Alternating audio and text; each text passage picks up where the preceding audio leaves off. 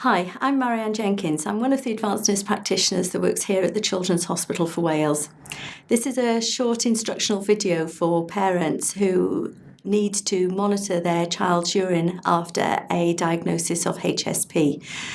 This monitoring will need to go on for the next 12 weeks and is explained in detail in the information leaflet that you would have been given at point of diagnosis. This video is just to help you if you're not quite sure what you should be doing. The urine sticks that you would have been given to monitor your child's urine has only got 5 colours on here for you to be looking at, and there are only 2 of those 5 that are important to us. The sticks need to be looked after carefully at home, as they are prone to giving false results if they're exposed to humidity or changes in temperature. So if you keep them in a cupboard out of reach of children and away from humidity, such as in the bathroom or in the kitchen. The other thing you need to check for is to make sure that the sticks are still in date when you go to use them, otherwise again you can get false results. Once you have your child's urine sample, which you can collect in any plastic container, then you will just need to leave it to one side, have a sheet of kitchen paper with you, and take out the stick that you're going to use and reseal the urine sticks. The urine sticks, when you're reading them, you need to hold the length of the stick down with the coloured end up the top so that you can read the colours along the side here.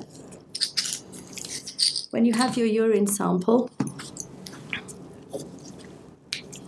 you need to make sure that all the squares are covered with a small amount of urine, and then on the kitchen roll, blot the excess and leave it to one side for 1 minute. You need to leave it for 1 minute for the chemical reactions to take place within the squares and for any changes that we need to be looking for to have a chance to happen.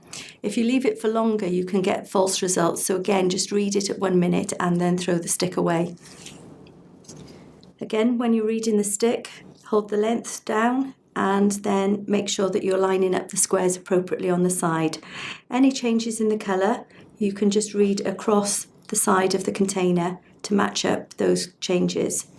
In the cases of HSP, we would be looking at protein and the blood, which are these 2 here. Changes with the urine, where there is protein in it, will change colours on these dots along here and the blood along these dots at this level. These changes are equivalent to the speckled changes on this side. So if it doesn't have to change all the way in that way, it'll either change as a full block or a speckled, depending on the amount of blood.